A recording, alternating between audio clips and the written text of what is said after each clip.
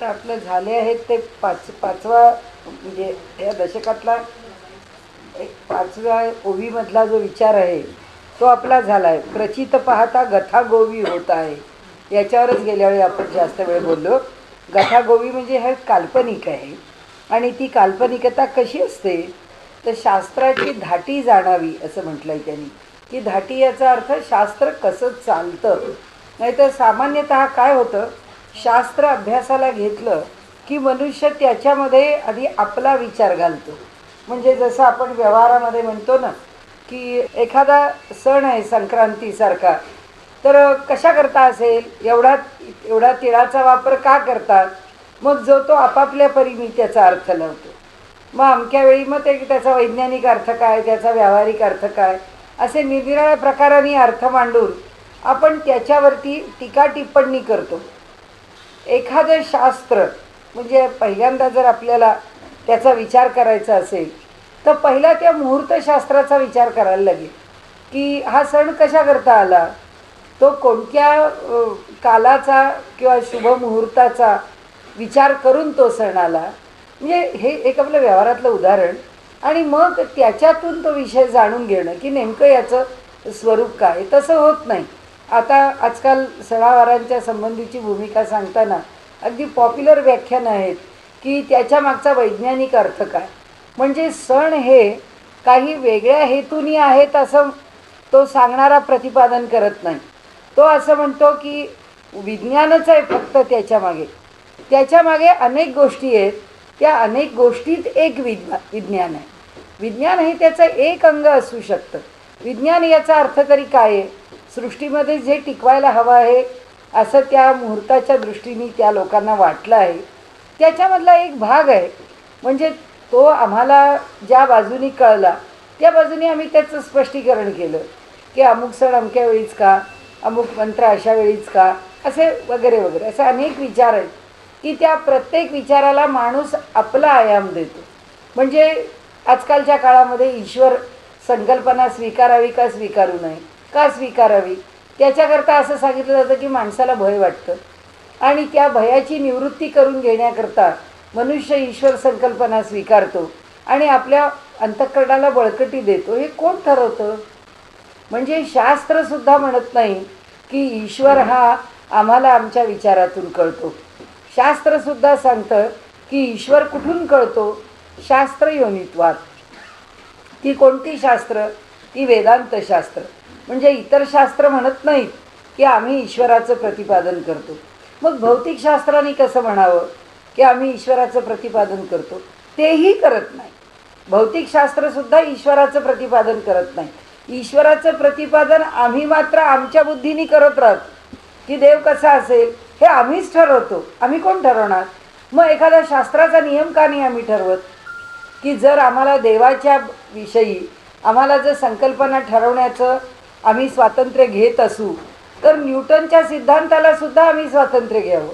की असं कोणी सांगितलं आहे की क्रियेला प्रतिक्रिया आहेच, असं काही नाही आहे. की आम्ही जेव्हा म्हणतो ॲक्शन आणि reactions are equal and opposite, हे आम्ही त्याचा सिद्धांत मान्य केला. हा तरी सिद्धांत का मान्य करायचा. जर क्रिया आहे आणि त्याला जर प्रतिक्रिया आहे तर मग आमची जी पृथ्वी आहे ह्या पृथ्वीला एक संपवणारी प्रतिसृष्टी असली पाहिजे. कारण ही पृथ्वी जर सृष्टी निर्माण करते आहे आणि तिथे उत्पत्ती स्थिती आणि लय होतो आहे तर दुसरी अशी सृष्टी असली पाहिजे की बरोबर ह्याच्या उत्पत्तीच्या विरुद्ध उत्पत्ती, याच्या स्थितीच्या विरुद्ध स्थिती आणि ह्याच्या स्थितीच्या विरुद्ध लय, आणि त्या प्रत्येकाचा परिणाम आम्ही अनुभवला पाहिजे. कुणी म्हणेल हो आहे सृष्टीमध्ये अशी पण सृष्टी असू शकेल की जी ह्याच्यापेक्षा बरोबर उलटी उत्पत्ती देते, ती ह्याच्यापेक्षा बरोबर उलट स्थिती देते, ती ह्याच्यापेक्षा बरोबर उलट आम्हाला नाश घडवण्याच्या पद्धती दाखवते. पण तिचा अनुभव इथे आम्हाला आला पाहिजे की अमुक एका सृष्टीच्यामुळे आम्हाला त्याचा हा अनुभव येतो की जे आमच्यामध्ये नाश निर्माण करतं, जे आमच्यामध्ये उत्पत्ती निर्माण करतं, जे आमच्यामध्ये लय निर्माण करतं. असं काही विज्ञानाने न्यूटनच्या सिद्धांतावरून सिद्ध केलेलं नाही आहे. पण आमचं अध्यात्मशास्त्र सिद्ध करतं. आमचं अध्यात्मशास्त्र असं म्हणतो की इथं आम्ही जन्माला येतो, इथे आम्ही राहतो, इथे आमचा नाश होतो, पण ह्या आमच्या राहण्याला, या आमच्या नाशाला आणि या आमच्या निर्मितीला कारण सृष्टीमध्ये आणखीन काही आहे. काय आहे? त्याला आम्ही ग्रह नक्षत्र गोल म्हटलेलं आहे की त्यांचे परिणाम आमच्या जीवनावर होतात, की जे काही चांगलं निर्माण करतात, जे काही आम्हाला जे आहे ते स्थिर ठेवायला मदत करतात आणि जे आमच्या नाशाला पण कारणीभूत होतात. असं म्हणून आम्ही काही गोष्टी मान्य केल्या, पण हे म्हणजे सिद्धांत म्हणून मान्य केलेलं नाही, हे एक अंग म्हणून मान्य केलं, हा एक विचार म्हणून मान्य केला, त्याचे लाभ म्हणून मान्य केलं, हेच अंतिम आहे म्हणून मान्य केलेलं नाही. अंतिमतः कोणत्याही शास्त्रांनी एका आत्मतत्वाशिवाय आमच्याही दर्शनशास्त्रामध्ये दुसरं दर्शन मान्य केलं नाही.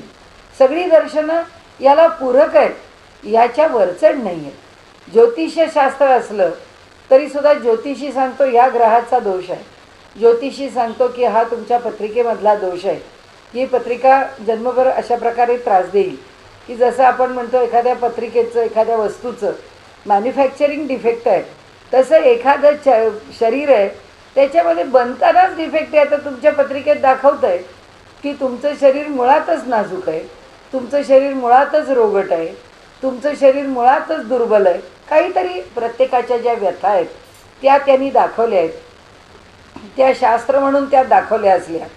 हे ग्रहमान योग्य नाही आहे, त्याच्यावरती मात करण्याकरता तुम्ही अमुक एक करा म्हणून सांगितलं असलं तरीसुद्धा शेवटी ते म्हणतात ग्रहाची उपासना करून किती लाभ होईल, ज्योतिष पुन्हा पुन्हा बघून, मुहूर्त आणि काल बघून किती लाभ होईल, त्या सगळ्यापेक्षा अधिक लाभ उपासनेचा आणि प्रार्थनेचा. त्याचं कारण असं की ती सर्वात अंतिम शक्ती आहे. असं म्हणून ही सगळी दर्शनं त्या वेदांत दर्शनाला शरण येतात आणि तिथे तुम्ही पूर्णपणे अनुभव घेऊ शकता आणि घ्या असं आपल्याला प्रतिपादन करतात. आता हे आपण कशाकरता बोललो आहे, हे बोलण्याचं कारण इतकंच आहे की इथून पुढे त्यांनी मांडलेला विषय थोडा वेगळा आहे. आणि दुसरं असं की कल्पनेनी प्रत्येक गोष्ट मांडत जाणं आणि त्यालाच आपण बुद्धिवादी म्हणणं, हाच मुळामध्ये आपल्या बुद्धीमध्ये असलेला संभ्रम आहे. की बुद्धिवादी याचा अर्थ माझ्या मनाला पटतं तो बुद्धिवाद नव्हे. बुद्धिवाद याचा अर्थ कुणी जे काही मांडलं आहे ते आपण पडताळून पाहणे. आणि समर्थांच्या संबंध दासबोधाचं हे एवढंच सार आहे.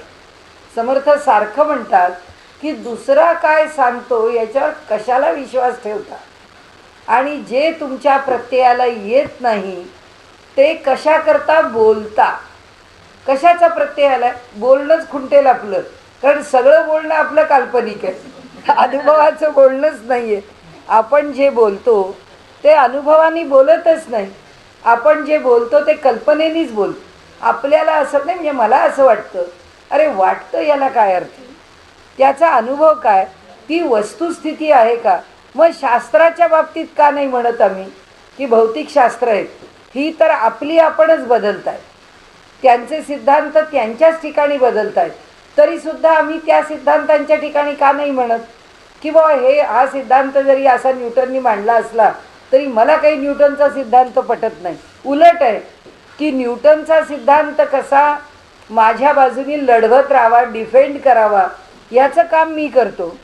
आणि आमचे आध्यात्मिक सिद्धांत कसे फारसे उपयुक्त नाहीत याच्याकरता आम्ही हर प्रकाराने प्रयत्न करतो. म्हणजे ही जी प्रवृत्ती आहे ही काही बुद्धिवादी नाही. जर न्यूटनवर विश्वास ठेवता येत असेल तर तुम्हाला ज्ञानेश्वरांवर विश्वास ठेवता आलाच पाहिजे असंच बुद्धिवाद सांगतो. बुद्धिवाद म्हणतो तो सगळ्या ठिकाणी सारखाच आहे, तो ज्ञानेश्वरांच्या ठिकाणी तसाच आहे, तो न्यूटनच्या ठिकाणी तसाच आहे, तो आइन्स्टाईनच्या ठिकाणी पण तसाच आहे. कल्पना कुठेही लढवू नका. समर्थ आपल्याला इथे सांगतायत की कल्पनेच्या भानगडीत तुम्ही पडू नका आणि कल्पना लढवत राहू नका. तर कल्पनेच्या भानगडीत पडू नका म्हणून त्यांनी आपल्याला सांगितलं की या ठिकाणी प्रचित पाहता गथा गोवी होत आहे. इथे आपण गेल्या वेळी थांबलो. पिंडी आहे अंतःकरण, तरी ब्रह्मांडी विष्णू जाणं. हे आपण का बोललो, तर त्यांनी असं म्हटलं आहे की पिंडाच्या ठिकाणी अंतःकरण आहे तर ब्रह्मांडामध्ये विष्णू आहे. आता कोणत्या सिद्धांताकडे आलेले आहेत ते, त्यांना सिद्धांत आपल्याला सांगायचा आहे. जे पिंडी ते ब्रह्मांडी. आता हा सिद्धांत आम्ही व्यवहारतः मान्य केला. ते म्हणतात हा सिद्धांत तुम्ही कसा मान्य केला, असा आहे का? जर पिंडाच्या ठिकाणी जर अंतःकरण आहे तर ब्रह्मांडाच्या ठिकाणी काय आहे? तर आमच्या ठिकाणी पिंडाच्या ठिकाणी जर अंतःकरण आहे तर ब्रह्मांडाच्या ठिकाणी जे स्थान आमच्या देहात अंतःकरणाचं आहे ते ब्रह्मांडाच्या ठिकाणी विष्णूचं आहे. हा सिद्धांत झाला. पुढचा सिद्धांत, पिंडी बोली जे ते मन तरी ब्रह्मांडी चंद्रमा. देहामध्ये मनाचं जे स्थान आहे ते ब्रह्मांडामध्ये चंद्राचं स्थान आहे. आणि म्हणून आपण आपल्या मनाला जर काय चंचलता येत असेल, खिन्नता येत असेल, तर चंद्राचं रत्न, चंद्राचा म्हणजे त्याची उपासना, त्याची आपल्या पत्रिकेमध्ये असणारी दशा, चंद्राची जर दशा आली ती अनुकूल आली तर आपल्या मनाची स्थिती बरी होते. पत्रिकेमध्ये जर चंद्र बिघडला तर आपण असं म्हणतो त्या माणसाचं मानसिक संतुलन बिघडू शकतं, कारण पत्रिकेत मुळात चंद्राची स्थिती बरोबर नाही. आता त्या शास्त्राकडे आपल्याला नाही आहे जायचं, आता फक्त त्याचा धरून पुढे चालू. म्हणजे आम्ही ज्योतिषशास्त्रामध्ये सुद्धा मन आणि चंद्र यांच्यामध्ये एक प्रकारचं काही नातं आहे, काही संबंध आहे, एकमेकांचा एकमेकांवर परिणाम होतो, हे आम्ही धरून पुढे चालतो.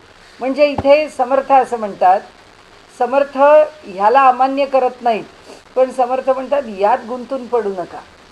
आणि म्हणून ते सांगतात ही सगळी शास्त्र आहेत, शास्त्र शास्त्राच्या ठिकाणी राहतात. आपण मगाशी जे बोललो तसं शेवटी जे शिल्लक राहतं ते आत्मतत्व, त्याची उपासना, त्याची प्रार्थना. मग हे सगळं जे आपण काय म्हणूया की थोतांड आहे किंवा हे सगळं खोटं आहे किंवा हे सगळं स्वीकार्य नाही आहे असं समजावं का? नाही म्हणाले, असं समजू नये. व्यवहाराच्या पातळीवर हे सगळं ठीक आहे, पण याला जर तुम्ही आयुष्याला व्यापून घ्यायला लागलात आणि प्रत्येक पाऊल टाकताना जर त्याचा विचार करत टाकायला लागलात तर मात्र म्हणाले कठीण होईल. तर त्यांनी इथे म्हटलं आहे की हे सगळं समजून घेताना इतर शास्त्रांना समर्थांनी निरुपयोगी किंवा थोथांड म्हटलेलं नाही आहे, पण मनुष्य एकेका शास्त्रावरती विसंबून आपल्या आयुष्यामध्ये त्याच्या अनुरोधाने जो व्यवहार करतो त्या व्यवहाराला त्यांनी दोष दिला आहे. आणि म्हणून ते सांगतात की तरी ब्रह्मांडी चंद्रमा. दोन गोष्टी झाल्या, देहामध्ये जसं अंतःकरण तसं ब्रह्मांडामध्ये विष्णू, देहामध्ये जसं मन तसा ब्रह्मांडामध्ये चंद्र. आता अंतःकरण म्हटल्यावर हे का घेतलं? कारण त्यांनी उपनिषदाचं अंतःकरण चतुष्टय घेतलं. आता त्यांनी अगदी सांगताना स्वच्छ, म्हणजे आता आधार कोणाचा घेतला?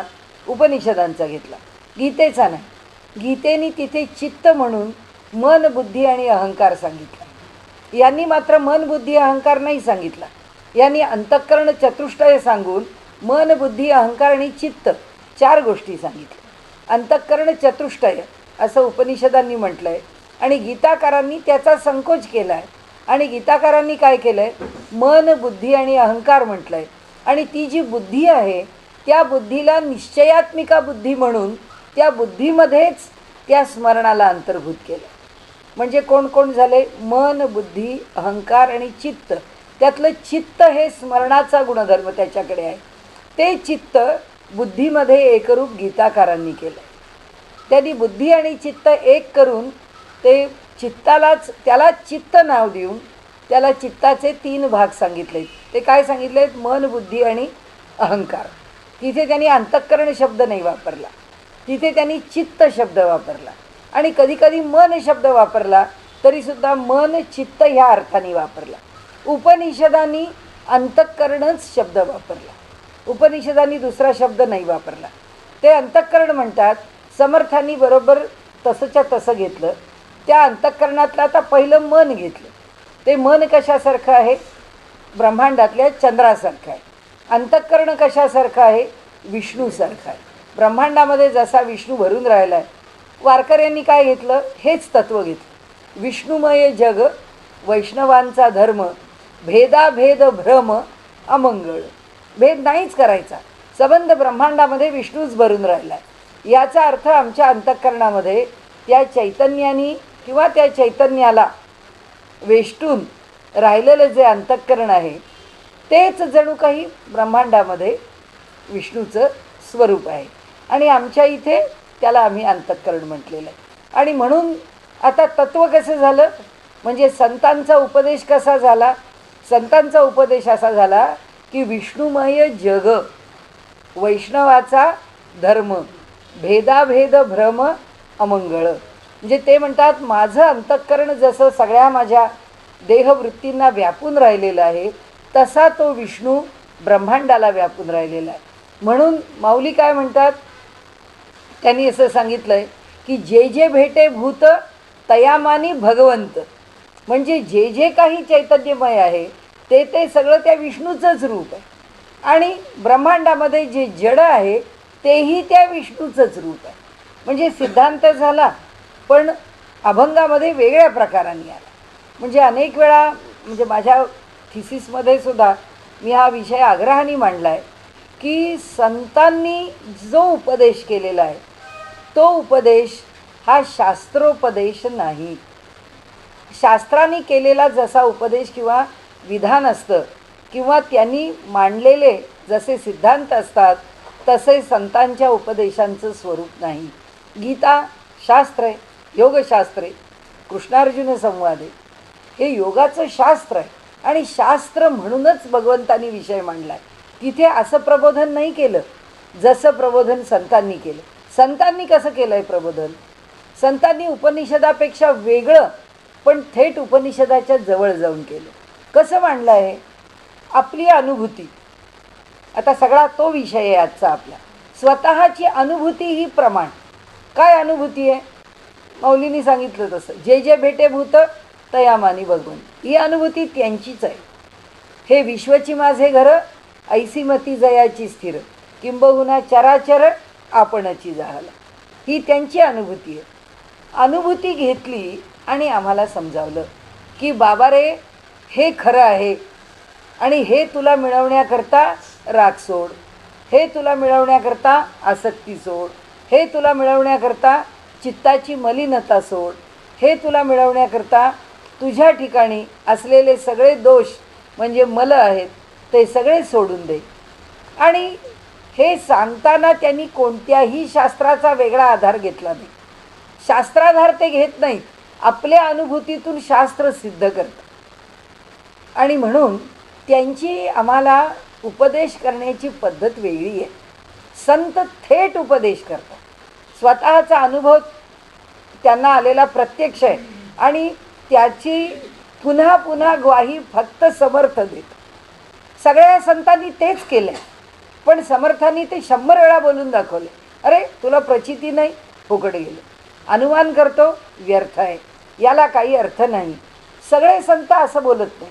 ते म्हणतात हा अनुभव आहे, या अनुभवाने चाला, या मार्गावरून चालत राहा, तुझे आहे तुझं पाशी, परी तू जागा चुकलास. सगळं तत्त्वज्ञान आहे. ही एवढी एक ओळ. आता आमच्या पंढरपूरमध्ये चंद्रशेखर महाराज देगलूरकर जेव्हा प्रवचन करतात, चातुर्मास प्रवचन असतं. चातुर्मासामध्ये झाली तर तुकारामांच्या 2 किंवा 3 अभंगावरती निरूपणं होतात. रोज तासभर निरूपण, रोज तासभर आहे. तरी 4 महिने 3 नाही तर 4च अभंग होते. कसे होतील, कारण एवढंच पुरेसं आहे.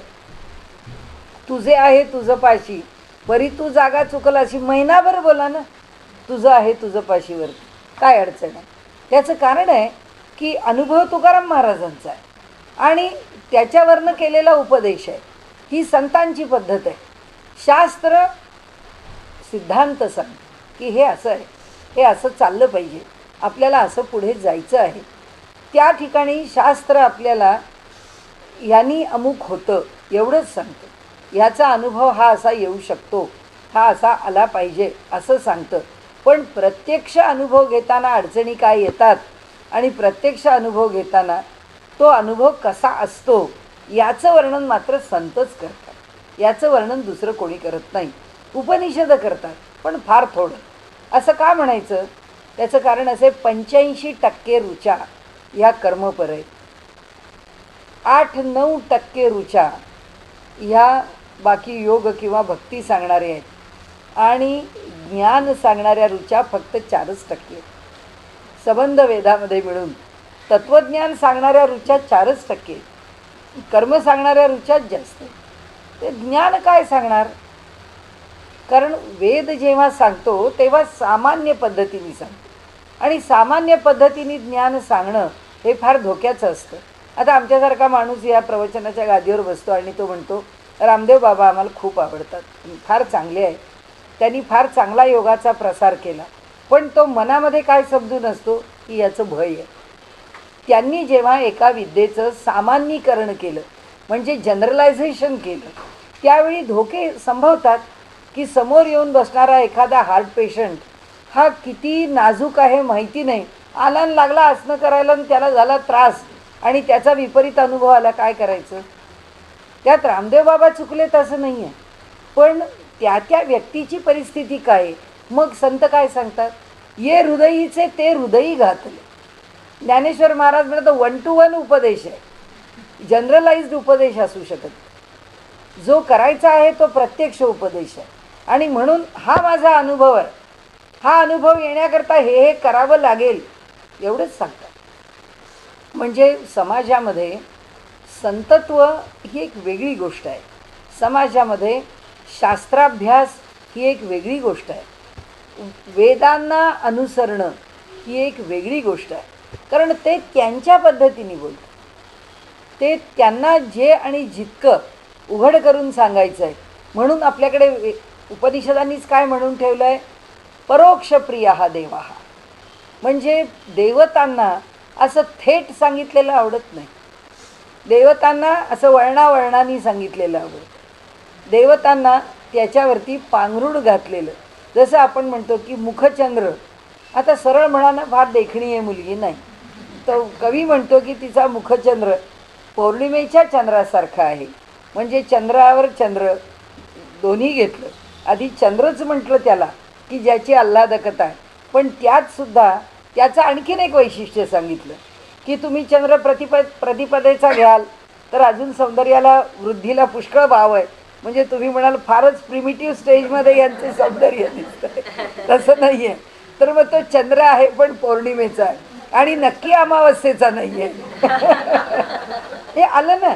म्हणजे ही जी पद्धत आहे या पद्धतीने जेव्हा मांडलं जातं तर त्यावेळी ते म्हणतात की वेद जो आहे तो रहस्याचं उद्घाटन म्हणजे रहस्य स्पष्ट करून तो कधीच मांडत. रहस्याचं स्पष्टीकरण समोरच्या माणसानी करायचं आहे आणि ते ज्यांनी करायचं आहे त्यांनी समोरच्याला सांगायचं आहे. आता जो सांगणारा आहे त्याच्याकरता समर्थ सांगतात याला प्रचिती पाहिजे, याला कशाचीच प्रचिती नाही ना, काहीतरी बडबडत सुटला तर तो समोरच्याचं नुकसान केल्याशिवाय राहणार नाही. मग आता हे चाललंय कशाकरता? एवढी आपली तिची पार्श्वभूमी झाली.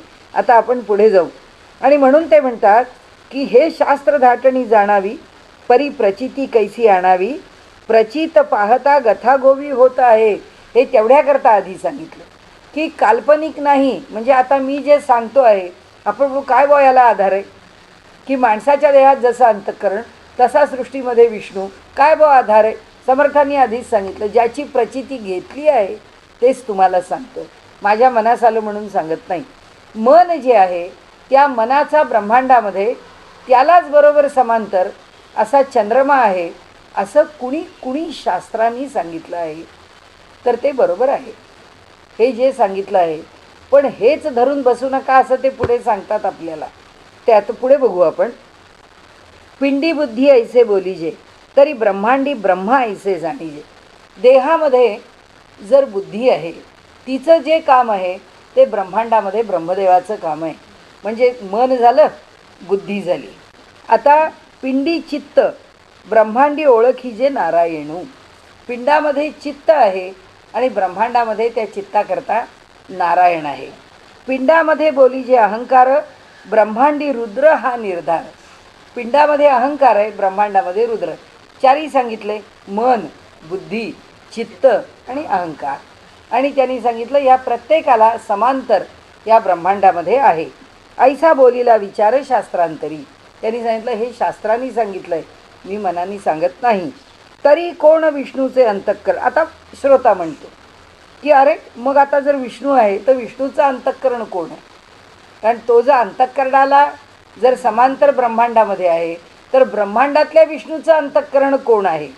नंतर चंद्राचे मन कैसे मन, चंद्राचं मन कसं आहे? ब्रह्मयाचे बुद्धी लक्षणं, ब्रह्मदेवाची बुद्धी कशी आहे? आणि मज निरोपावे नारायणाचे कैसे चित्त, रुद्र अहंकाराचा हेत, हा विचार पाहोन नेमस्त मज निरोपावे. म्हणाले हे सगळं तुम्ही मला निरूपण करून सांगा. कारण हे पिंड आणि ब्रह्मांड म्हणून तुम्ही सांगितलं, पण त्याच्याशिवाय जे काही आहे ते काय आहे ते पण मला सांगा. असं जेव्हा श्रोता म्हणतो वक्त्याला, तर त्यावेळी आता वक्ता सांगतो की प्रचित निश्चयापुढे अनुमान, जैसे सिंहापुढे आले स्वान, खऱ्यापुढे खोटे प्रमाण होईल कैसे. आता हे कशाकरता चाललंय? प्रचितीपुढे अनुमान. अनुमान कोणाचं चाललंय? पिंड आणि ब्रह्मांडाचं. कोणत्या प्रकाराने चाललंय? की ब्रह्मांडाचा विषय आधी घेतला तर त्याकरता पिंडात काय आहे, पिंडाचा विषय आधी घेतला तर त्याकरता ब्रह्मांडात काय आहे, पिंडाचा विषय मन घेतला तर ब्रह्मांडात चंद्र आहे, चंद्राचा विषय आधी घेतला तर चंद्र हा मनाचा कारक आहे. आणि त्यामुळे चंद्र आणि चित्त म्हणजे मन याच्याशी जी जुळवणूक आहे ती जुळवणूक अनेक प्रकारांनी ब्रह्मांडामध्ये आपल्याला दिसते, सृष्टीमध्ये दिसते.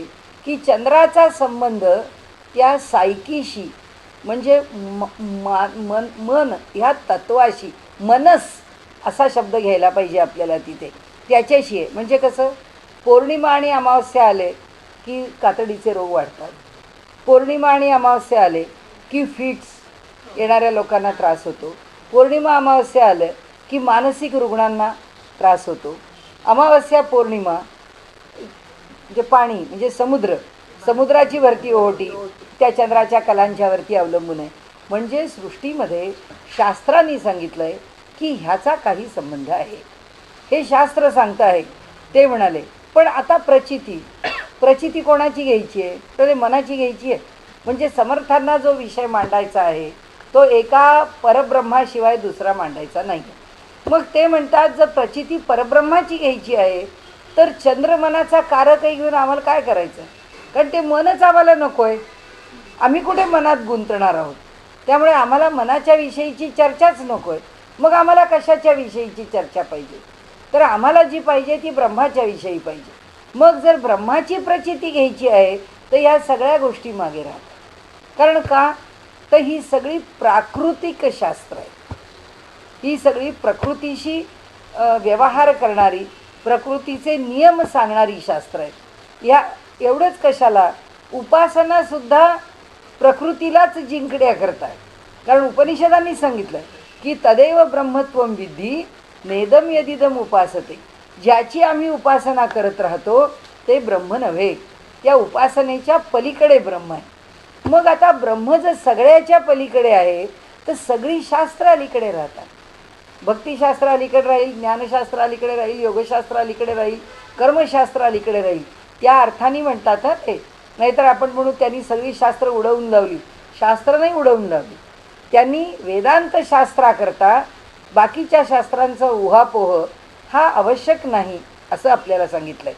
ते म्हणतात प्रचिती निश्चयापुढे अनुमान, जैसे सिंहापुढे आले श्वान. म्हणाले जसं सिंह समोर आहे आणि त्याच्याशी एखाद्या श्वान म्हणजे कुत्रा याचे काय पत्रास, त्याचं काय म्हणजे पाड लागणार आहे त्याच्यासमोर, त्याचं काय महत्त्व आहे.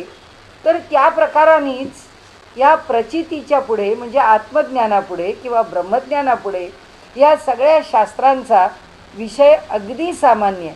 आत्ता माझ्याकडे एक पुस्तक आहे, फक्त पुस्तकाला काही म्हणायचं नाही म्हणून मी आपल्याला नाव सांगत नाही. पुस्तक ज्या दिवशी बाहेर आलं, त्यांनी जाहिरात केली आहे 4थ्या आवृत्तीला की ज्या दिवशी बाहेर आलं त्याच्या 3 दिवसात 5,000 आवृत्ती गेल्या.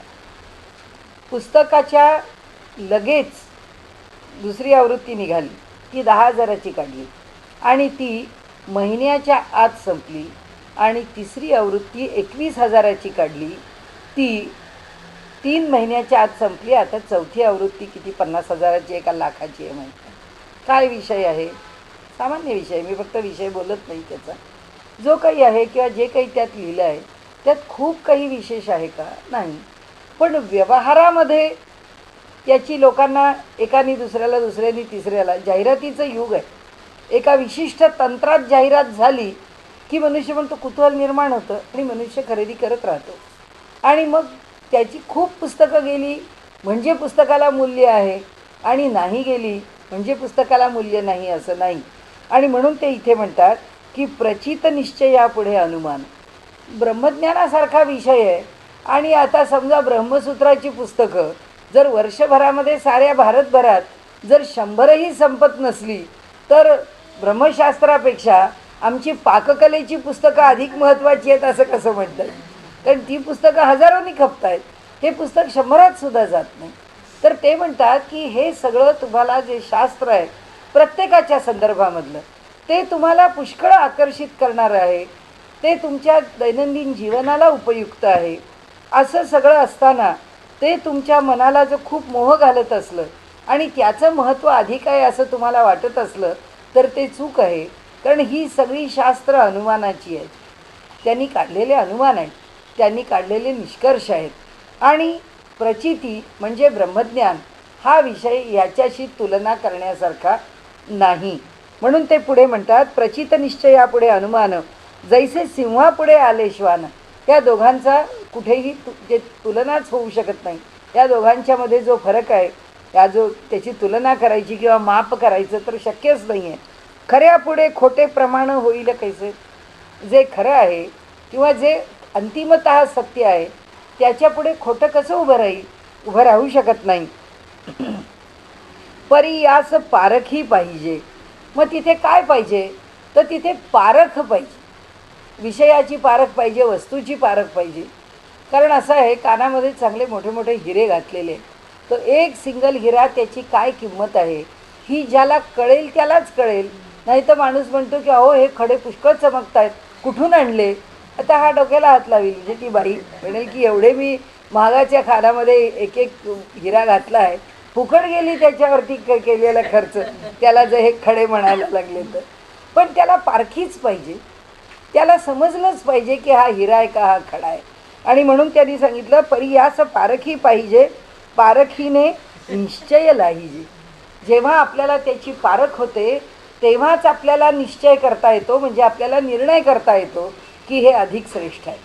आता आपल्याला व्यवहार आहे, व्यवहारामध्ये लोक सांगतात की अमुक अमुक जर रत्न वापरली तर त्याचे लाभ होतात. मग माणूस सांगतो की नुसता रत्न नका वापरू, रत्नाच्या बरोबर ते रत्न अभिमंत्रित करून घ्या. याच्याही करता एक पुष्कळ प्रसिद्ध व्यक्ती आहे, ती नावं कोणाचीच सांगत नाही, ते कुठे आहेत ते पण सांगत नाही.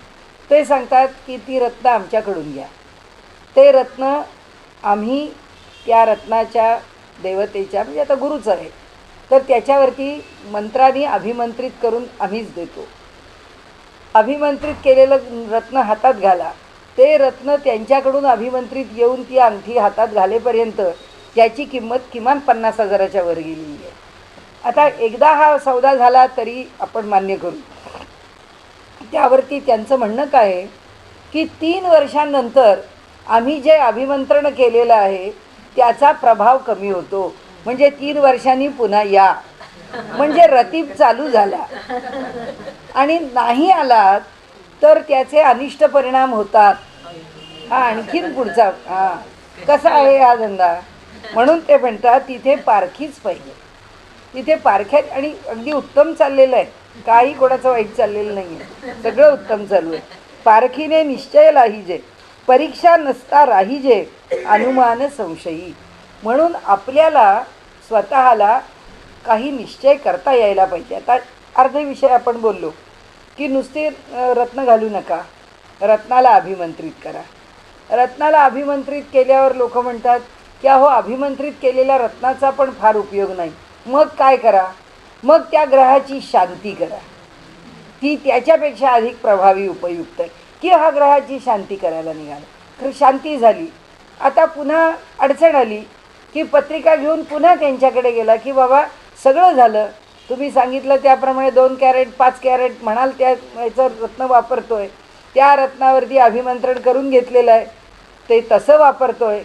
आता त्याच्यावर ग्रहाची शांती केली तरी आता अडचण का, तर तो सांगतो आता ग्रहदशा बदलली, आता दुसऱ्या ग्रहाचा ताप सुरू झाला, मग आता त्या ग्रहाचं रत्न घ्या, आता त्या ग्रहाचं अभिमंत्रण करा, आता त्या ग्रहाची शांती करा. संपलं. म्हणजे हे जन्मभर संपणारच नाही.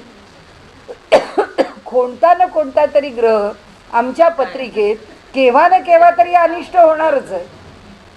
म्हणजे 10 बोटात 9 ग्रहांच्या अंगठ्या आणि 10व्या बोटात आपल्याला वाटेल ती अंगठी असं घालून फिरलं पाहिजे. कारण ती अमक्या वेळी अमक्याकरता ही अंगठी केली, बरं त्याच्यात लाख रुपये घातलेले असतात, ती नुसती ठेवायला आवडत नाही, माणूस घालतो. हे झालं 10 बोटात 10 अंगठ्या झाल्या. इथे समर्थ म्हणतात त्याला आम्ही पारखी पाहिजे. कशाची पारख? काही नाही. एक परब्रह्म या सगळ्यात शेवटी श्रेष्ठ आहे, तो काय ते करणारा आहे. हे बाकीचे सगळी शास्त्र आहेत ती एका मर्यादेत खरी आहेत. एका मर्यादेत त्याचा विचार करायला पण पाहिजे. त्याचा विचार करू नका आणि शास्त्र टाळा असं समर्थ म्हणत नाही. पण त्या शास्त्राचा उदो किती करणार, त्या शास्त्राच्या आहारी किती जाणार. आणि म्हणून ते आपल्याला पुढे सांगतात की खऱ्या पुढे खोटे प्रमाण होईल कैसे, परी यास पारखी पाहिजे, पारखीने निश्चय लाहिजे. परीक्षा नसता राहिजे अनुमान संशयी. आणि परीक्षा आम्हाला नसते. कशाची परीक्षा नसते? आमची पूर्ण श्रद्धा परमेश्वरावर नसते. देवाच्या देवळात नमस्कार करून आपल्या खिशामध्ये ठेवलेली पत्रिका घेऊन आपण ज्योतिषाकडेच जातो. देवाला म्हणतो बाबा काय तो करता करविता तू आहेस असं म्हणून मग ज्योतिषाची वाट का? करता करविता जर तो आहे तर मग ज्योतिषी का? तो आम्हाला हवाच असतो. कारण आमचं त्याच्यावर पूर्ण विश्वास नाही, आमची त्याच्यावर पूर्ण श्रद्धा नाही. म्हणून आम्ही ह्या सगळ्या गोष्टी करतो. त्याच्यावर जर पूर्ण श्रद्धा असेल तर त्याच्याकरता आम्ही आमचा सगळा फोर्स, आमची सगळी शक्ती ही त्याच्याकडे लावू की बस जे काय आहे ती बाजी तुझ्याकडे प्राणाची लावलेली आहे. आता आयुष्यात ही घटना मला घडली पाहिजे म्हणजे पाहिजे, तर त्याच्याकरता तुझ्या मागे लागलेलं आहे, ते तू कर काय करायचं आहे ते. आता आमचं प्रारब्ध काय असेल ते, आमची उपासना काय असेल ती आणि तुला कळतं आहे आमचं चांगलं काय आहे ते. त्यामुळे तू जे करशील ते, मग तो जे करील त्याच्यावरती आम्हाला संदेह असता कामा नाही की आम्ही पुष्कळ केलं आणि त्यांनी ते तसं घडवलं नाही की काय अर्थ नाही. हो देव बिव सगळं खोटं आहे. म्हणजे आधी 24 तास देवदेव करणारा मनुष्य ताबडतोब त्याला खोटं म्हणून मोकळा होतो. ते म्हणतात हा अनुमान संशय आहे की सगळी अनुमानं आम्ही काढतो आणि ती सगळी अनुमानं आम्हीच आम्हाला संशयात बुडवतो त्या अनुमानांनी. कारण आमच्याकडे पक्का निग्रह करण्याचं सामर्थ्य नाही. आम्ही कुठेही पक्का निग्रह करून राहू शकत नाही. म्हणून ते सांगतात विष्णुचंद्र आणि ब्रह्मा, नारायण आणि रुद्रनामा या पाचांची अंतःकरण पंचके आम्हा स्वामी निरोपावी. आम्हाला हे अंतःकरण पंचक काय आहे हे सगळे श्रोते सांगतात, स्वामी तुम्ही आम्हाला सांगा, त्याचं निरूपण करून सांगा. येथे प्रचित हे प्रमाण. समर्थ सांगतात प्रचिती हेच प्रमाण आहे. अनुभव घेणं हेच त्याचं प्रमाण आहे. न लगे शास्त्राचा अनुमान. शास्त्र वाचायचं आणि तुम्ही तुमच्या मनाने अनुमान करायचं हे असलं काही करायचं नाही. नंतर म्हणतात अथवा शास्त्री तरी पाहोन प्रत्ययो आणावा. नाही तर एवढं सामर्थ्य असेल शास्त्र समोर ठेवायचं आणि शास्त्र जे सांगतं आहे त्याप्रमाणे आपण प्रयोग करायचा आणि त्या प्रयोगाचा आपण प्रत्यय घ्यायचा. जसं भीष्माचार्यांचं प्रसिद्ध उदाहरण आहे की काय आहे म्हणजे पिंडदान करून श्राद्धविधी करावा का करू नये. आमच्याकडे अनुमान संशय आहे की करावा का करू नये हा आमच्याकडे नेहमीच संशयाचा विषय आहे. पण त्यांना संशय नाही आहे. त्यांच्या दृष्टीने श्राद्ध हे श्राद्धच आहे. आता जेव्हा असा इतका सश्रद्ध मनुष्य आणि पक्का कर्मावर विश्वास ठेवणारा मनुष्य जेव्हा श्राद्ध करतो तेव्हा त्यांच्या महाभारतामध्ये उल्लेख आहे की त्यांनी पिंडदान केलं आणि आता पिंडदान केल्यानंतर पिंडावरती जे काही जे हे अर्पण केलं आहे त्या पितरांना याकरता म्हणून जो काय विधी केला, अक्षदा टाकतात, हळद कुंकू वाहतात, फुल वाहतात वगैरे वगैरे, तो जो काय विधी आहे तो केला आणि आता पितरांना पिंड प्रदान केलं आहे असं म्हणून त्यांनी तो पितरांना अर्पण केल्याचा आपल्या ठिकाणी संकल्प करून तो अर्पण झाला असं म्हटलं. असं पितरांना अर्पण झाला असं म्हटल्याबरोबर राजा शंतनूचे हात पुढे आले जे त्यांचं पितर आहेत. आणि त्या आता मला पिंड द्या म्हणाले. आता त्या हातावर पिंड ठेवा. त्यांनी सांगितलं हात बाजूला करा. हा पिंड मी आपल्या हातावर नाही ठेवणार. शास्त्राप्रमाणे तो मला दर्भावरच पिंड ठेवला पाहिजे. मी आपल्या हातावर नाही ठेवणार. म्हणजे कर्मावरती इतकी श्रद्धा आहे की मग त्यांनी शंतनू त्यांना म्हणाले, त्यांनी त्यांना स्वप्न दृष्टांत दिला की अरे मी स्वतः तुझ्याकडे घ्यायला माझा पिंड घेण्याकरता आलो होतो. तू पिंड माझ्या हातावर का नाही ठेवला? ते म्हणाले हे सगळं अदृष्ट आहे आणि शास्त्र मला दृष्ट आहे. शास्त्राला बघून मी कर्म करतो आहे. कारण दृश्य मला शास्त्र आहे ना. मी शास्त्र बघू शकतो, शास्त्र वाचू शकतो, शास्त्राचा अर्थ लावू शकतो. मग शास्त्राने जो अर्थ लावला आहे त्या अर्थाप्रमाणे पिंड हा दर्भावर ठेवायचा आहे. तुमचे हात जरी पुढे आले तरी मी शास्त्राप्रमाणे जाणार. मी तुमच्या हातावर पिंड नाही ठेवणार. ते समर्थ सांगतात की ही आमची ताकद आहे का?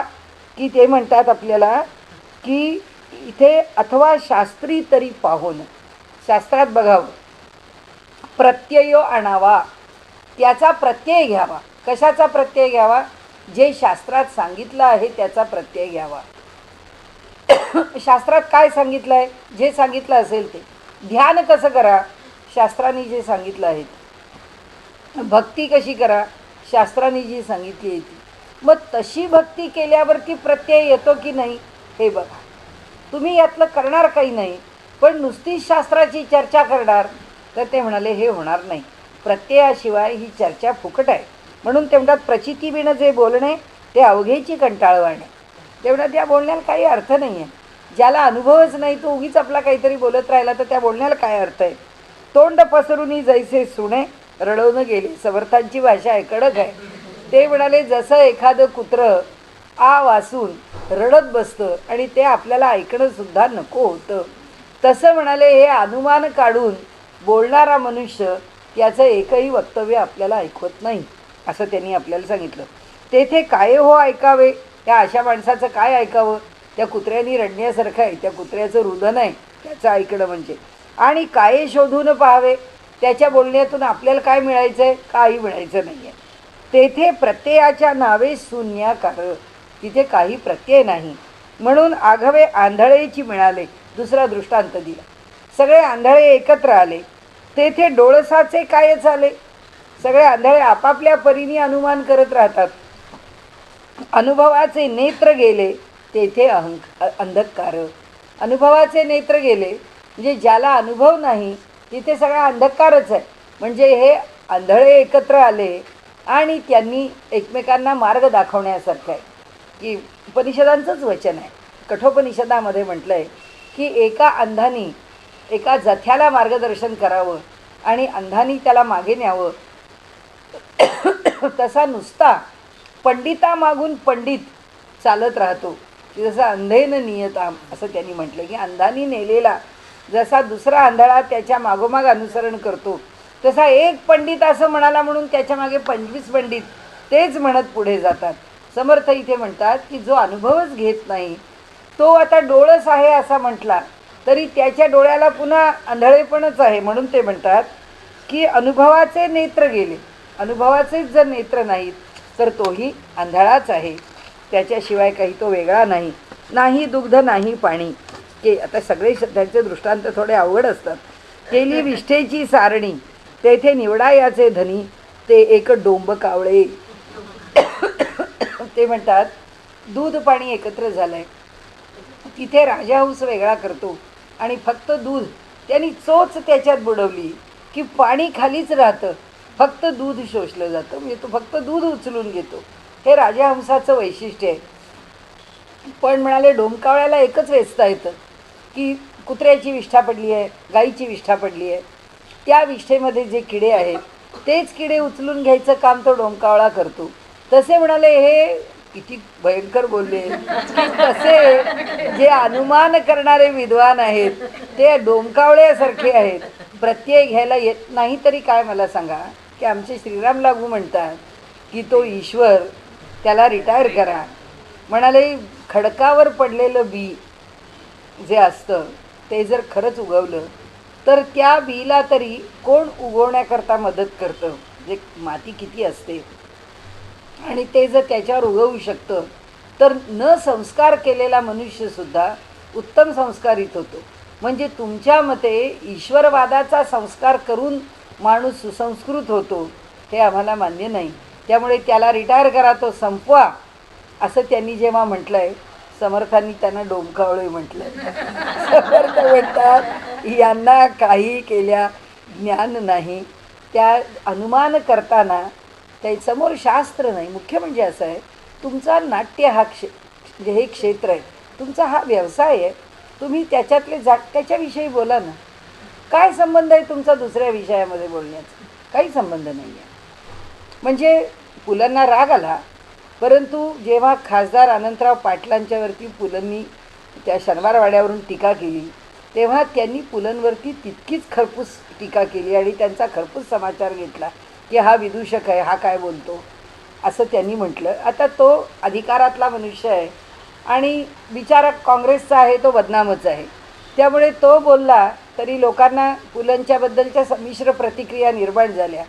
पण जे पुलं ईश्वरवादावरती पुष्ट झाले, ज्या पुलंना हे एकपात्री प्रयोग करण्याची सगळी प्रेरणा ही कीर्तनकारातून मिळाली, हे पुलंनी आपल्या स्वतःच्या मुलाखतीत सांगितलं रेडिओवरच्या, ते पुलं मात्र पुन्हा ईश्वरवाद नाकारतात.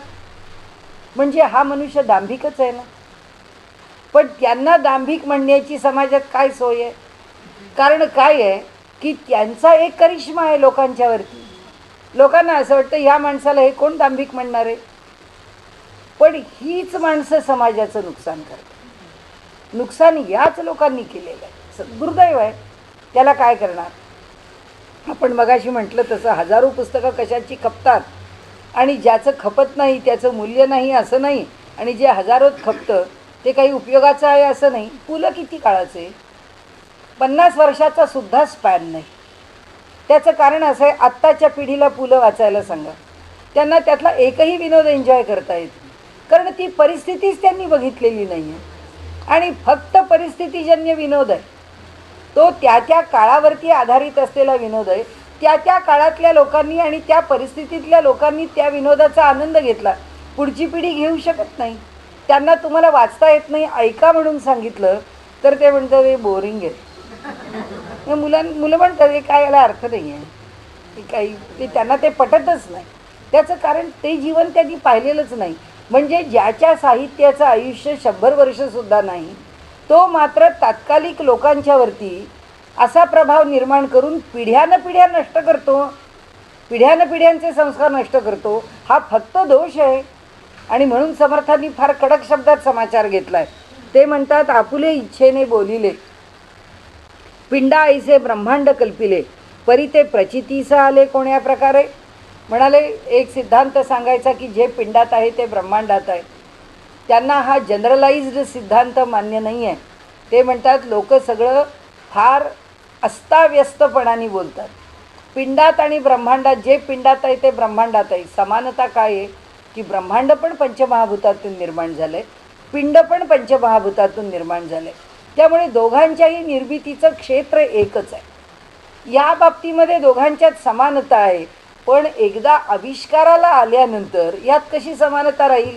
गीताकारांनी 5व्या अध्यायात उत्तर दिलं. ते म्हणाले अद्वैत आहे, सगळे एकसारखेच आहेत, कुठे वेगळे आहेत. मग म्हणाले जर विद्वान, श्वान, त्याच्यानंतर काही पशु तुम्ही काही घेतलं तर तुम्ही विद्वानाला गवत खायला घालणार? कारण काय, सगळे सारखेच आहेत ना, अद्वैत आहे. कुणाला काही घातलं तरी काय फरक आहे? त्यांनी म्हणजे जी जाती आहे त्या सगळ्या जाती एकसारख्या आहेत. मग आता जर गाईला आम्ही गवत घालतो तर विद्वानाला गवत खायला घालावं. त्या जे भोजन आम्ही विद्वानाला द्यायचं ते भोजन कुत्र्याला खायला घालावं. ते त्यांचं म्हणणं असं की जे कुत्र्याची आवड आहे, जे मांसाहार, ते गाईला खायला घालावं. ती खाणार नाही ते, कारण ती मांसाहारी नाही आहे, ती शाकाहारी आहे. म्हणाले मग असा अद्वैताचा सिद्धांत सिद्ध होतो का की प्रत्यक्षामध्ये प्रत्येक जीव जेव्हा वेगळा आहे तेव्हा प्रत्येक जीवाची आवश्यकता वेगळी आहे. म्हणजे तुम्ही त्या विद्वान ब्राह्मणाला किंवा कोणा व्यक्तीला तुम्ही गवत खायला घालू शकत नाही, तुम्ही पशुला मांसाहार देऊ शकत नाही, आणि त्या कुत्र्याला त्याचा जो आहार नाही तो त्याला खायला घालू शकत नाही. अद्वैत कशात? त्याच्यावरती इथे टीका आहे की तुम्ही कोणतंही स्टेटमेंट त्याचं सामान्यीकरण करू शकत नाही. जनरलाइज्ड स्टेटमेंट तुम्हाला करता येणार नाही. इन पर्टिक्युलरच त्या विषयाचा विचार केला पाहिजे. एका विशिष्ट संदर्भातच विषय समजून घेतला पाहिजे की पिंड आणि ब्रह्मांड यांच्यामध्ये जी समानता आहे ती समानता पंचमहाभूतांची आहे, पंचतन्मात्रांची आहे. एकच ब्रह्म सर्वदूर भरून राहिला आहे याची आहे. उपनिषदांनी सांगितलं आहे ईशावास्यमिदं सर्वम यत्किंच जगत्याम जगत. हे सगळं जग आहे ते त्या ब्रह्मानी भरून राहिलेलं आहे. उपनिषदांनी सांगितलं, तसं गीतेनी सांगितलं आहे की अरे सगळ्या ठिकाणी एक परमात्मा भरून आहे. याचा अर्थ विद्वानाला गवत खाऊ घालावा असा नाही. ज्याचा आहार त्याला द्यावा, ज्याचा व्यवहार त्याला सांगावा. आपल्याकडे पूर्वी आधी होता वाघ्या, त्याचा झाला पाग्या, त्याचा एळकोट राहीना, मूळ स्वभाव जाईना. तसं एका राज्यावरती राजा नव्हता आणि मग कुठे माळ घालायची कोणाला, त्यांनी त्या कुत्र्याला माळ घातली. आता कुत्र्याला राजा म्हणून बसवला, तर कुत्रा काय करणार तिथे सिंहासनावर बसल्यावर? जे बाहेर करतो तेच करणार. त्यामुळे त्यांनी सांगितलं हे असं होऊ शकत नाही. आणि म्हणून त्यांनी इथे सांगितलं तुम्ही जे म्हणता की आपुले इच्छेने बोलिले, म्हणाले आपल्या मनानेच एक एक गोष्ट सांगत राहतात हे लोक अनुमान करून. पिंडा आईचे ब्रह्मांड कल्पिले परी ते प्रचितीस आले कोण्या प्रकारे, म्हणून हा अवघाच अनुमान अवघे कल्पनेचे रान, भली न घ्यावे आडरान तस्करी घ्यावे. ते म्हणाले म्हणून हे जे आता हे प्रतिकात्मक आहे समर्थांचं की पिंड ब्रह्मांडामध्ये जे भरून राहिलेलं आहे ते सगळं सारखंच आहे. पिंडात सगळं ब्रह्मांड भरलेलं आहे, ब्रह्मांडात सगळं पिंड भरलेलं आहे. जसं आपण म्हणतो की एक जाणल्याने सर्व काही जाणल्यासारखे होते, असं ईशावास्य उपनिषद म्हणतं की लगेच समोरचा मनुष्य म्हणतो. मग ज्ञानेश्वर महाराजांना कॉम्प्युटर दुरुस्त करता आलं पाहिजे, कारण कॉम्प्युटरचं ज्ञान त्यांना असलं पाहिजे. त्यांना कोणताही कारखाना निर्माण करता आला पाहिजे, कारण त्यांना एकाचं ज्ञान झालेलं आहे, सगळ्याचं ज्ञान झालं पाहिजे. होईल का? होणार नाही. होईल आणि होणार नाही, दोन्ही आहे. होईल म्हणजे एकच आत्मतत्व भरून राहिलेलं आहे. त्यामुळे आत्मतत्वाच्या पातळीवरती तुम्हाला जो परिणाम पाहिजे आहे तो परिणाम तुम्हाला दिल्याशिवाय राहणार नाही. पण तुमच्यासारखा हा स्क्रू इथे बसवा तो स्क्रू तिथे बसवा हा उद्योग करायला त्या हातामध्ये सगळं किट घेऊन येणार नाही आहे आणि त्याची दुरुस्ती करायला बसतं. त्यांना काही आवश्यकता नाही, त्याच्यात पडण्याची त्यांना गरजही नाही. आणि त्यामुळे एक जाणल्याने सर्व जाणल्यासारखे होते याचा अर्थ त्यांना ब्रह्मांडाचं सूत्रच समजलं. तुमचा तो कारखाना किती आयुष्याचा तुम्ही काढल्यापासून 100 वर्ष तरी राहणार आहे की नाही कोणाला माहीत.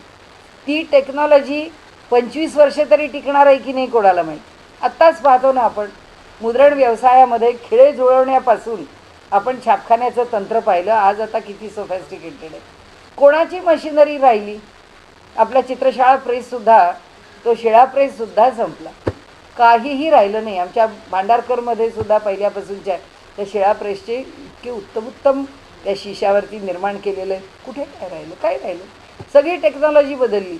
म्हणजे ज्ञानेश्वर महाराज काय सारखं स्वतःचं अपडेटिंग करणार की काय, की आता शिळा प्रेस गेला चला आता दुसरा आला, दुसरा गेला चला आता तिसरा. काही आवश्यकता नाही आहे. म्हणजे तंत्रज्ञान हा विषय वेगळा आहे, तत्त्वज्ञान हा विषय वेगळा आहे. समर्थ इथे सांगतात त्या पद्धतीने समजा. म्हणून हा अवघाचा अनुमान अवघे कल्पनेचे रान, भली न घ्यावे आडरान तस्करी घ्यावे. अनुमान करून आपण आड रानात शिरू नये. आपण भलत्याच तर्क, ज्याला दुष्ट म्हणतो, अशी विधानं करू नयेत, असे विचार करू नयेत. आणि ह्या तर्कदृष्ट विधानातून आपण आपल्याला भ्रांत करून घेऊ नये. आपण योग्य मार्गाने जावं. आडरानात जायचं काम फक्त चोराचं आहे, कारण त्याला लपायचं आहे. आपल्याला आडरानात जायचं काय कारण आहे? आपण आपल्या घरी राजरोज घ्यावं, दाराचं कुलूप काढावं, घरात जावं. आपल्याला काय करायचं आहे कुठेतरी रानात बसून लपून? कारण आपल्याला तिथे आश्रय घेण्याची काही गरज नाही. आपल्याला आश्रय घ्यायला आपलं घर आहे. आणि म्हणून ते म्हणतात म्हणून अवघाचा हा अनुमान हा मानू नये. कल्पून निर्मिले मंत्र देवते कल्पना मात्र, देव नाही स्वतंत्र मंत्राधीन. एक सूत्र घेतलं, मंत्राधीनमच्या दैवतम. हे सूत्र आहे की दैवत कसं आहे दैवत कोणाला अधीन आहे? दैवत मंत्राला अधीन आहे. आणि म्हणून तर ह्या सगळे वैदिक कर्म आहेत, ती वैदिक कर्म का केली जातात? ती कटाक्षाने का करावीत? ज्या देवतेच्या नावाने आपण कर्म करतो त्या देवतेचे जे मंत्र आहेत ते कर्मकांडाच्या वेळी उच्चारले जातात. त्या मंत्राचा जो अर्थ आहे तो अर्थ आमच्याकरता प्रकट होतो. आणि तो अर्थ आमच्याकरता प्रकट होतो म्हणून आम्ही मंत्राचा उच्चार करतो. म्हणजे हे कर्म आहे, या कर्मावरती मंत्र स्वार करावा. कर्म काय? जेवायचं आहे. काय उभ्या उभ्या कुठेतरी बुफे जेवलो तरी जेवणच आहे, आमच्या पोटाला मिळणारच आहे. चांगलं अन्न खाल्लं तर त्याचं व्यवस्थित जर आमच्या देहामध्ये पोषण झालं तर आमच्या देहाला तो पुष्ट करणारच आहे. पण वैदिक परंपरा म्हणते ते पोषण नाही आहे. ते म्हणतात भोजन हे जर कर्म आहे तर त्याला उदर भरणं आहे असं म्हणू नका. जाणीजे यज्ञ करणं, की कशा करता भोजन आहे, त्या भोजनाच्या मागची भावना काय आहे. ते भोजन या देहाला 100 वर्ष जगायला समर्थ करून ते 100 वर्षाचं जीवन हे निरोगी प्राप्त करून देईल. उत्तम निरामय असं आरोग्यसंपन्न असं जीवन देईल, ही त्या मंत्राच्या मागची धारणा आहे. म्हणून जेवायला बसताना वदनी कवळ आहे. म्हणून जेवायला बसताना आपल्याकडे जे सूक्त म्हटलं जातं त्या मधुमंत्राचं जे स्मरण केलं जातं ते सूक्त तेवढ्याकरता जेवणाच्या वेळी म्हटलेलं आहे. म्हणजे आपल्याला त्याचा एक व्यावहारिक प्रसंग सांगते आणि विषय संपवू आपण. आमच्या उद्यानमंगल कार्यालयामध्ये थत्यांनी असं म्हटलं की आपण आपल्या पद्धतीने भोजनं देतो तर त्रिसुपर्ण सूक्त म्हणूनच पंक्ती सुरू झाल्या पाहिजेत. तर त्रिसुपर्ण सूक्तानी पंगत सुरू करायची म्हणून त्यांनी त्या त्रिसुपर्ण सूक्तानी ते सूक्त म्हणायचं आणि मग काय त्यांना पंक्तीला म्हणजे पार्वतीपते हर हर महादेव मग करायचं. तर त्या पद्धतीत त्यांनी सांगितलं, आमचा अनुभव असा आला की त्रिसुपर्ण सूक्तानंतर मनुष्य भोजन करायला लागला तर त्याची भूक उत्तम प्रदीप्त होते आणि खाल्लेलं अन्न त्याला उत्तम प्रकारे पचून ते अन्न त्याच्या देहाला पुष्ट करणारं ठरतं.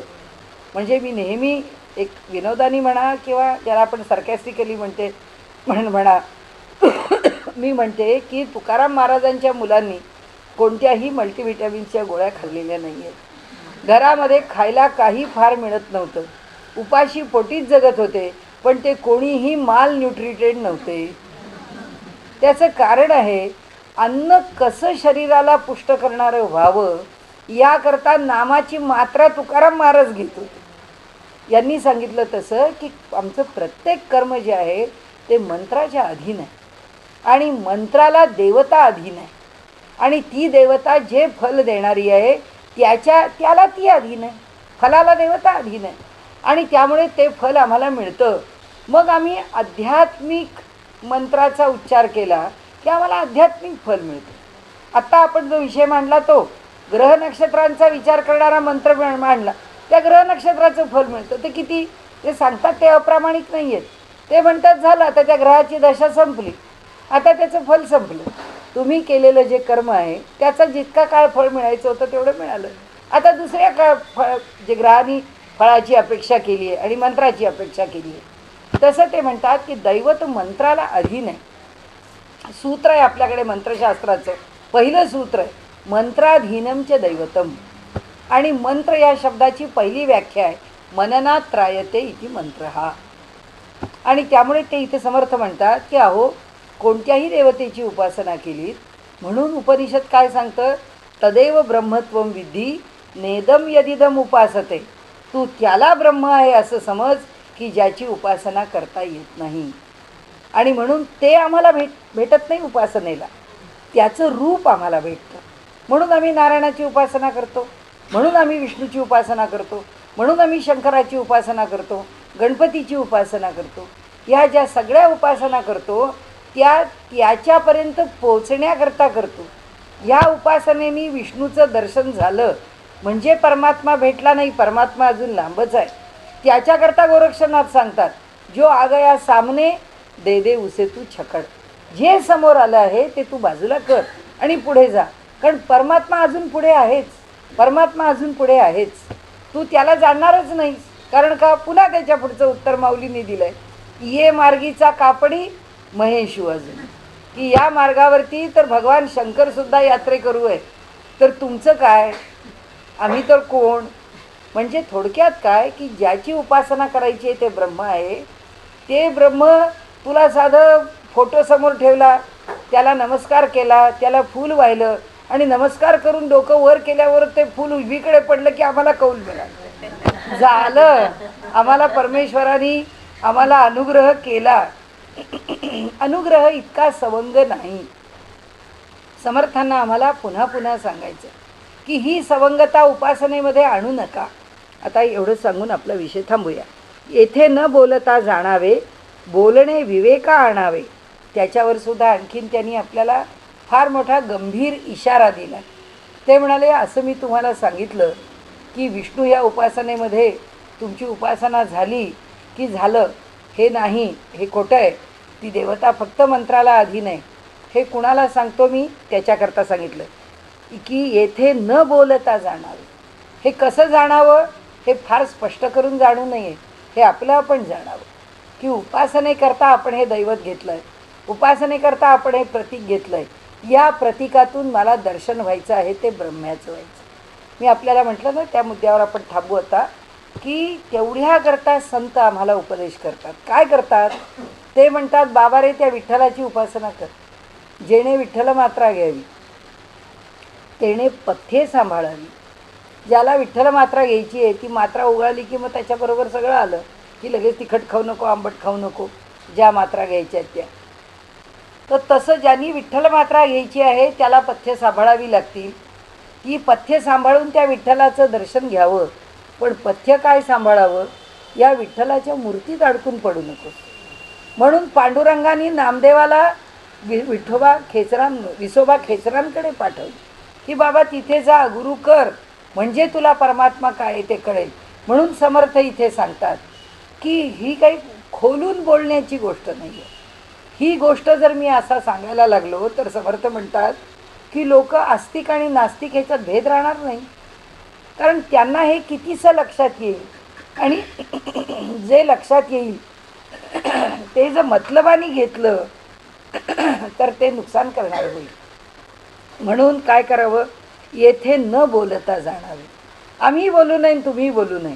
ते म्हणतात कुणीच बोलू नये, पण त्याचं मर्म समजून घ्यावं. बोलणे विवेका आणावे. जे बोललेलं आहे त्याचा विवेक करावा, आपण समजून घ्यावं की हे कशाकरता म्हटलं आहे. दैवत मंत्राला अधीन आहे हे. आंधळे पाऊली ओळखावे विचक्षणे.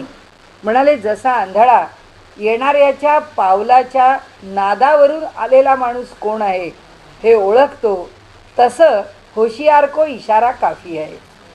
की तुम्ही सगळे शाणे आहात, म्हणाले, जाणकार श्रोते आहात. तुमच्याकरता मी मार्मिकपणाने, पुन्हा इथे सुद्धा तो बोलणारा जो म्हणजे माझ्यासारखा प्रवचनकार, तो मूर्ख आहे, कारण तो हे काहीतरी स्पष्ट करून सांगतो. समर्थ सांगत नाही. समर्थ फक्त आपल्या मराठीमध्ये अपरोक्ष आणि संस्कृतमध्ये परोक्ष अपरोक्ष हे बरोबर उलटे आहेत. मराठीतला अपरोक्ष शब्द घ्यायचा असेल तर समर्थ अपरोक्षपणे सांगतात, समर्थ परोक्षपणे सांगत नाहीत. म्हणजे प्रत्यक्ष सांगत नाहीत, प्रकट करत नाहीत. हा बोलणारा प्रकट करतो. या बोलणाऱ्याच्या प्रकटीकरणामधून समर्थ म्हणतात, हे काहीच्या बाही बोलले की समोरच्याला तिसरंच काहीतरी लक्षात येतं, तो चौथंच काहीतरी करतो आणि घोटाळे हे करून ठेवतात. त्याच्यावरती वक्तव्य करणारे लोक घोटाळे करतात. समर्थ म्हणाले, त्याच्याकरता फार स्पष्ट करून बोलायचंच नाही, समजणाऱ्यांनी समजून घ्यायचं. जयास जैसे भासले तेणे तैसे कवित्व केले, परी हे पाहिजे निवडिले प्रचितीने. म्हणजे पुन्हा त्या प्रवचनकाराची सुटका करून टाकली आणि इथे आपण थांबू. ज्याला जे कळलं ते त्याच्या तोंडाने तो बोलला म्हणून आम्ही का स्वीकारलं, आम्ही नाही स्वीकारायचं. तो बोलला, त्यांनी एक विचाराची दिशा दिली आम्हाला की बाबा हे असं असं त्याच्यात आहे. आता आम्ही काय करायचं, त्याचा प्रत्यय आम्ही घ्यायचा. म्हणजे समर्थ म्हणतात, कुणाही मूर्खाच्या नादी लागण्याचा दोष तुमच्यावर येणार नाही, कारण तुम्ही कुणाच्याच नादी लागणार नाही. तुम्ही तुमच्या ठिकाणी विचार करून विषयाला पारखून जोखून तुमच्याकडे घेणार आणि जोखूनच घ्या.